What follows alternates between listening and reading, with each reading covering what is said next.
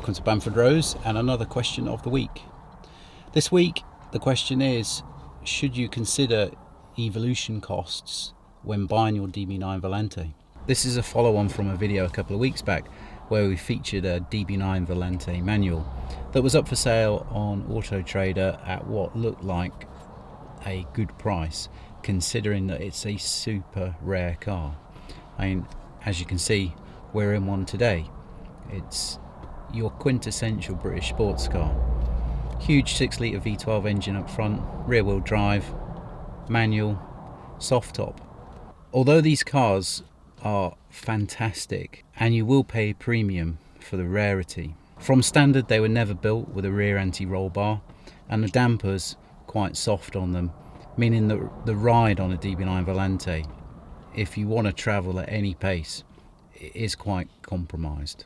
So by the time you put in the cost of evolving, then you're really not going to be far off the all-up price of a DB9.2. So if you want to waft along in your open-top DB9 Volante without driving too spiritedly, then there's no need to include evolution price in the total all-up cost of purchase and not look at it in the way of that figure can get you into a seat of a younger DB9. But if you do want to make some spirited progression and enjoy the car on A roads, then for sure the car is going to need evolving, because out of the box it doesn't drive spiritedly. The car we're in today has been evolved. It's had our exhaust manifolds, catalyst, high lift inlet cams, ECU remap, taking performance from 450 to approximately 520, 530, and it's got our Bilstein adaptive switchable electronic suspension system. It has front and rear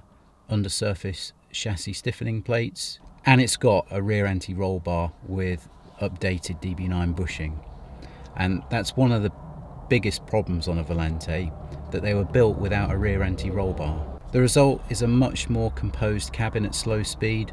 The older style dynamics dampers, slow speed were crashy, yet a lot of body roll. These new Bilstein dampers just soak up the bumps, make the ride low speed much more comfortable, yet high speed turn in much sharper and with less body roll than the original dynamics. With the chassis stiffening plates and roll bar, it more or less makes you think that this car is a coupe. This car is one of the last 450 horsepower versions before the facelift. For a couple of years into production of the facelifted model, you could still buy a manual, and then it was discontinued and only autos were available. And then for sure from 2013 DB9.2 they were all autos. Because the factory didn't evolve DB9 manual in this way, then you can't get a manual soft top at this level of performance, at this level of chassis and dynamic handling ability straight out of the box from the factory, which is a shame, because as we're just going to go and find out now, this car is awesome to drive. The exhaust note might not be to everyone's liking. This exhaust note has been evolved in the way that this particular customer, hi Daniel, wanted.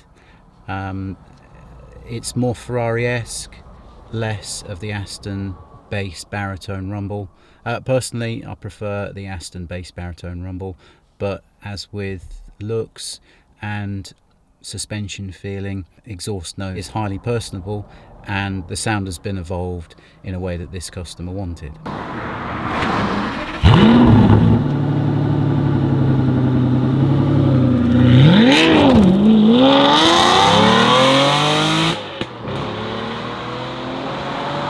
To drive the DB9 V12 with a manual gearbox is just a glorious thing. And there's nothing wrong with the auto, and it suits the classic nature of the car very well, but to be able to control gears manually and the engine not be robbed of some of the torque which the torque converter is taking away just puts the DB9 into a new lease of life. We're now on the Bamford Rose Loop. This is our little test circuit, and we're in soft adaptive mode at the moment, and this DB9 is turning in razor sharp to these corners. and even in soft adaptive mode there's very little body roll. On a standard DB9 Volante without any rear roll bar, at this speed, around these tight corners, the car would just be moving around uncontrollably.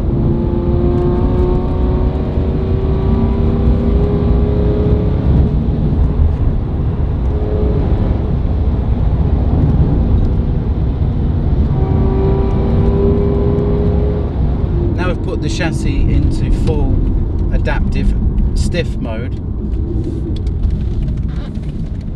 and it's still a comfortable ride, you know, not getting jarred around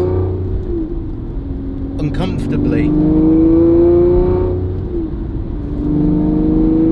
but it's in this mode that this DB9 Volante more or less handles the same as a coupe, and we're talking about a coupe of the 470 horsepower variety with Bilstein dampers. Standard performance at 450 bhp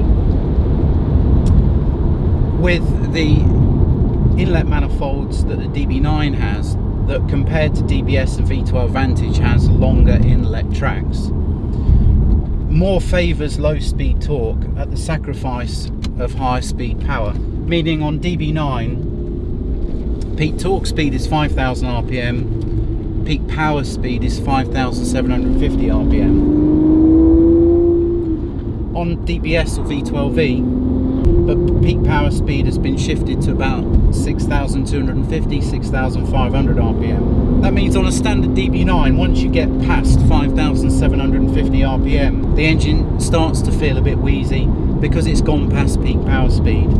And if you rev it past 5,750 rpm, then the engine's losing power. With the exhaust manifold and catalyst upgrade, even though the inlet manifold runner lengths have stayed the same, we nudge peak power speed from 5,750 to about 6,250, so you can rev the engine higher and achieve more power at the same time. It's not that 450 bhp as standard is underpowered, it's just at that power level, with the weight of the car, the engine feels a bit lackluster as it revs through the rev range. And then when you hit 5,750 rpm and you go past peak power, then it just adds to the lackluster feeling by running out of breath too early. So the modification is all about making the engine rev up more eager and be much more responsive, and at the same time increase the red line limit. And then not just the engine being more responsive to rev up, now when you do exercise the engine up to the red limit, it's rewarding. You're getting more power for the higher up the RPM range you go, and combine that with controlling the gears yourself is just a wonderful driving experience. Now DB9 Volante manual is worth hunting out. This car is going to turn into a piece of history if it isn't already so. If you just wanted to lock that piece of history up in a garage and not use it too often, just go out for the odd Sunday drive in it, then it will be a perfectly adequate car kept to standard. But if you wanted to enjoy your investment and have a spirited drive out every now and again, then a few subtle evolutionary upgrades really transform the ride without giving any compromises, without destroying the originality of the car. Over the last few weeks, I really hope you like our focus on DB9 manual, and it really helps us if you can like, comment and subscribe to our channel.